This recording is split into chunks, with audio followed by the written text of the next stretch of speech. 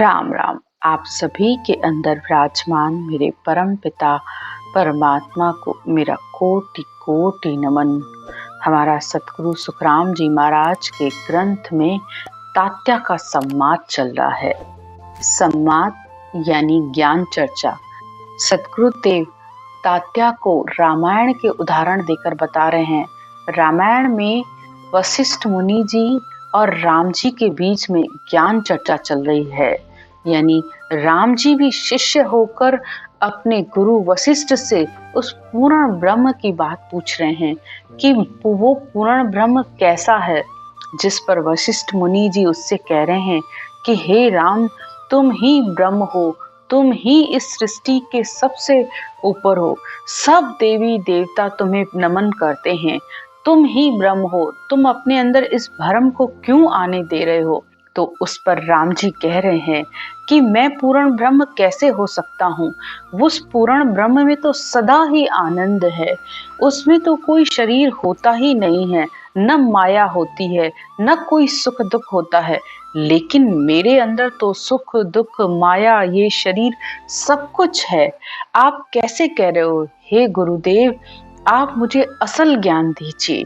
तो राम जी जो कि परब्रह्मवासी कहे जाते हैं, अवतार कहे जाते हैं, वो भी खुद को कह रहे हैं कि मैं पूर्ण ब्रह्म नहीं हूँ। तो हम आज के मनुष्य जो थोड़ा सा ज्ञान आता है और बोलने लगते हैं तो खुद को गुरु समझने लगते हैं और पूरा संसार भी उसको गुरु समझ के नमन करने लगता है और भगवान मानने लगता है। इस ज्ञान चर्चा को आप बहुत ध्यान से सुनिए कि ये ज्ञान बहुत ही विरली जगह पे मिलता है। इस ज्ञान में भगवान रामचंद्र जी कैसी बातें कह रहे हैं, आप उस बात को समझिए। खुद राम जो 14 कलाएं लेकर इस संसार में अवतार पुरुष के रूप में आए, मर्यादा पुरुषोत्तम कहलाए, युगों युगों तक उनको याद किया जा रहा है, लेकिन फिर भी वो क्या कह रहे हैं कि मैं पूर्ण ब्रह्म नहीं हूँ। तो बात ये समझने की है कि जब शरीर धारण करके आई है जो आत्मा, तो आत्मा ने जन्म लिया है, ब्रह्म कभी जन्म लेकर नहीं आता है। उस पूर्ण ब्रह्म को आने की जरूरत ही नहीं है। उस पूर्ण ब्रह्म के द्वारा तो निमित्त अवतार इस संसार में आते हैं और नित्य अवतार भी आते हैं, जो कि संतों के रूप में आकर आत्मा को ज्ञान देते हैं। तो वो भी परमात्मा के द्वारा भेजे गए हैं। तो संसार में आप निमित्त अवतार और नित्य अवतारों को अच्छे से समझिए कि कौन क्या करने आया है, कैसे गुरु ज्ञान हो सकता है। इस गुरु ज्ञान के द्वारा ही आप उस परब्रह्म परमात्मा को जान सकते हो। तो सतगुरुदेव तात्या को यही बात समझा रहे हैं कि हे तात्या, तू समाधि की बात ही तो कर रहा है, लेकिन वो पूर्ण ब्रह्म की समाधि नहीं है, वो केवल पद आनंद पद की समाधि नहीं है। तो इस बात को समझ कि संसार में परब्रह्म परमात्मा के 2 पद हैं।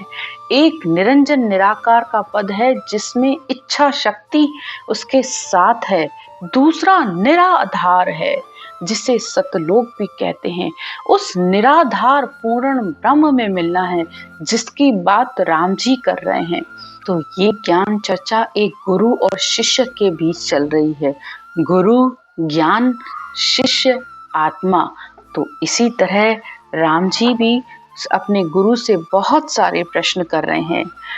जब राम जी इस बात को नहीं मान रहे थे कि तुम ही ब्रह्म हो, तब वशिष्ठ मुनि जी उसे फिर समझाने के लिए कहते हैं। वशिष्ठ मुनि कह राम जी, तुम ही ब्रह्म कहाए, ब्रह्मा विष्णु महेश सब तुझ बंदे आए।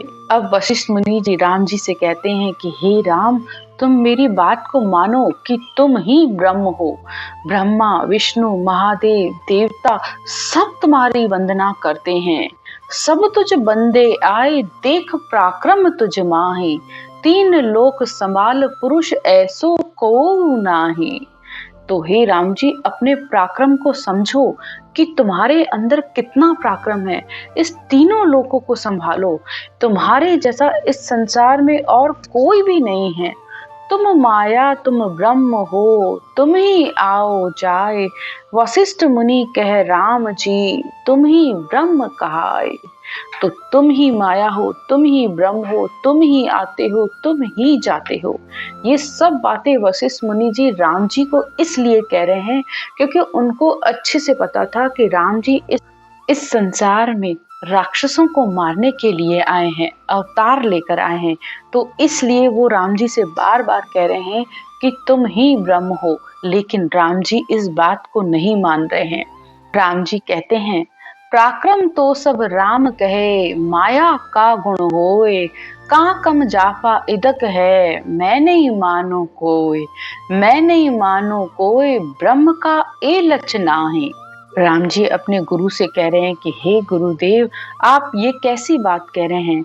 ब्रह्म के तो ये लक्षण नहीं है। पराक्रम यानी चमत्कार तो सब माया का गुण है। माया कहीं पर अधिक होती है, कहीं पर कम होती है। जिस तरह संसार में किसी के पास धन कम होता है, किसी के पास धन ज्यादा होता है, किसी के अंदर बल कम होता है, किसी के अंदर ज्यादा होता है। तो ये सब तो जो दिख रहा है, ये सब तो कम ज्यादा हर जगह है, सुख दुख सब जगह है। ये सब तो माया का पराक्रम है, ब्रह्म के ये लक्षण नहीं है। तुम बहकाओ मोए, झूठ गुरु कहिए नाही। सुखराम कहे सुन तातिया, ज्ञान दृष्टि कर जोय। पराक्रम तो सब राम कहे, माया का गुण होय। तो हे गुरुदेव, आप मुझे अपनी बातों में मत बहकाओ, झूठ मत कहो। जो सच है, जो पूर्ण ब्रह्म है, मुझे उसकी बात बताओ। तो इस तरह यहाँ पर राम जी वशिष्ठ मुनि जी की बात नहीं मान रहे हैं और इधर सुखराम जी महाराज तात्या से कह रहे हैं कि हे तात्या, ज्ञान की दृष्टि से देखो। पराक्रम यानी इस संसार में जो तुम्हें दिख रहा है वो सब माया है। तो उस माया और ब्रह्म को अलग अलग करके समझो। ब्रह्म कभी जन्म लेकर नहीं आता है। उस पूर्ण ब्रह्म को संसार में आने की जरूरत नहीं है, लेकिन सब अवतार उस होणकाल के पद से इस संसार में आते जरूर हैं। आगे राम जी कहते हैं, कहीं एक माया अधिक है, कहीं छुच्छम जान। माया से माया लड़े, माया करे बखान। तो संसार में कहीं माया का पराक्रम अधिक है, कहीं पर थोड़ा है। माया ही माया से लड़ती है और माया ही माया का बखान करती है। तो माया से माया यानी ये मनुष्य ही मनुष्य से लड़ता है, मनुष्य ही मनुष्य से राग द्वेष करता है, मनुष्य ही मनुष्य को कम ज्यादा समझता है, मनुष्य के अंदर ही अहंकार से टकराता है। तो ये सब माया ही माया से लड़ती रहती है। ब्रह्म के रूप में तो सब आत्माएं एक है। ब्रह्म कहीं पर कम या ज्यादा नहीं होता है। सबके आत्माओं के सबके अंदर वह आत्मा के रूप में ब्रह्म विराजमान है। तो इस बात को समझना है। माया करे बखान, सहाय कर लेवे सोई। और माया ही माया की सहायता करती है। यानी किसी के अंदर दया अधिक है, किसी के अंदर कम है। तो दया के रूप में माया यानी ये शरीर ही शरीर की सहायता करता है। अब आप यहाँ पर बात समझिए कि जिस तरह राम जी अवतार लेकर आए हैं तो वो संसार में रक्षा का ओहदा लेके आए हैं। परब्रह्म परमात्मा की तरफ से उनको ये ओहदा मिला है कि संसार में राक्षसों से रक्षा करने का ओहदा मिला हुआ है। तो उनके अंदर वो माया ज्यादा है, वो पराक्रम चमत्कार ज्यादा है, क्योंकि वो 14 कलाधारी हैं। तो संसार में वो रक्षा के रूप में उनके अंदर वो माया अधिक है और संसारियों के अंदर वो माया कम है। तो माया ही माया की सहायता कर रही है। आगे कहते हैं, आई उपज खप जाए, ब्रह्म यामे नहीं होई। तो राम जी कहते हैं कि जो उपजे और मिट जाए तो वो माया है, वो ब्रह्म कैसे हुआ। सुखराम रामचंद्र तातिया, इसी कहीं सुनतान। कहीं एक माया अधिक है, कहीं छुच्छम जान। तो इस तरह राम जी अपने गुरु वशिष्ठ से कह रहे हैं कि हे गुरुदेव, ये पूर्ण ब्रह्म नहीं है, बस कहीं माया अधिक है, कहीं पर कम है। तो इसलिए मुझे उस पूर्ण ब्रह्म की जानकारी करवाओ। और जब तक ऐसी जिज्ञासा नहीं होती है शिष्य के अंदर कि वो पूर्ण ब्रह्म क्या है, तब तक आत्मा को उस पूर्ण ब्रह्म की प्राप्ति भी नहीं होती है। क्योंकि संसार में आप जब तक माया का ही बखान कर रहे हो, माया को ही देख के खुश हो रहे हो, अंदर हर समय कोई ना कोई इच्छा आशा लगी हुई है, तो तब तक कैसे उस पूर्ण ब्रह्म को जान पाओगे। तो सबसे पहले तो सद्गुरुदेव कहते हैं, आशा तज निराश होए भक्ति नर कीजिए, तीन लोक का सुख छाड़ चरना चित दीजिए। तो संसार में सबसे पहले तो निराश होकर भक्ति कीजिए। निराशा मतलब किसी भी तरीके की कोई इच्छा, कोई कामना, कोई आशा, कोई बंधन नहीं करके सिर्फ परमात्मा के चरणों में अपने चित्त को दीजिए। यहाँ तक कि तीन लोगों के सुखों का भी त्याग कर दे वो आत्मा, तब उस केवल पद राम की प्राप्ति होती है। आगे राम जी कहते हैं, प्रार ब्रह्म नहीं मार सी, नाया करे सहाय, ना जाया ना जन्म सी, नहीं वे आवे जाए, नहीं वे आवे जाए सदा आनंद रस रूपी। अब राम जी क्या कहते हैं कि पार ब्रह्म के पद में तो न मारना है, न सहायता करना है, न आता है, ना ही जाता है। वो पद तो सदा सुख आनंद का है। हे गुरुदेव, आप मुझे क्यों भरमा रहे हो?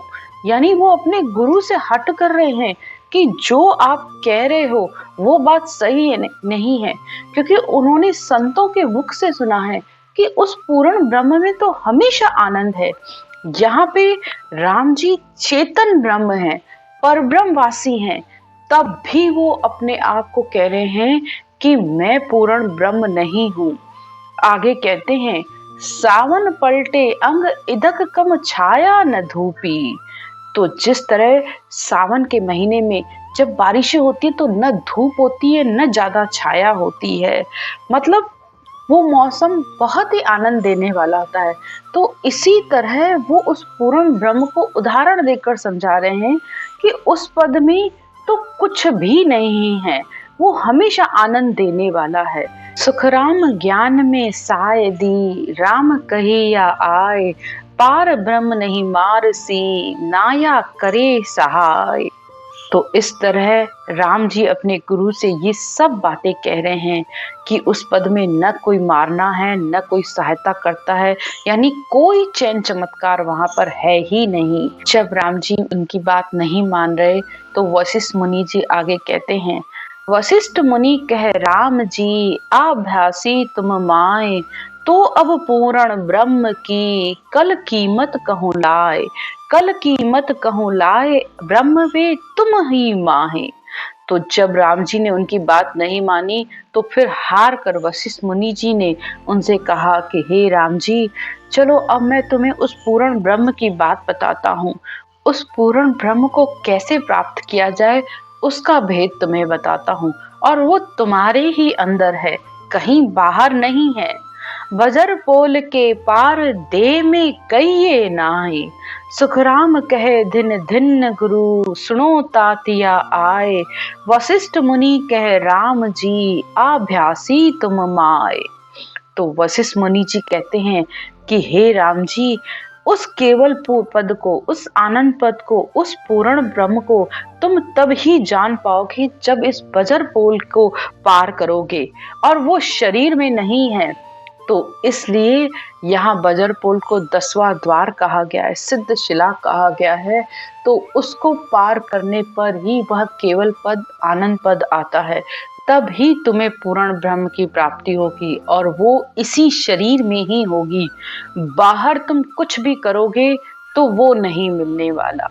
तो इसके आगे की चर्चा हम कल करेंगे, जिसमें राम जी और वशिष्ठ जी मुनि की और ज्ञान चर्चा चल रही है। आज की चर्चा यहीं तक। राम राम।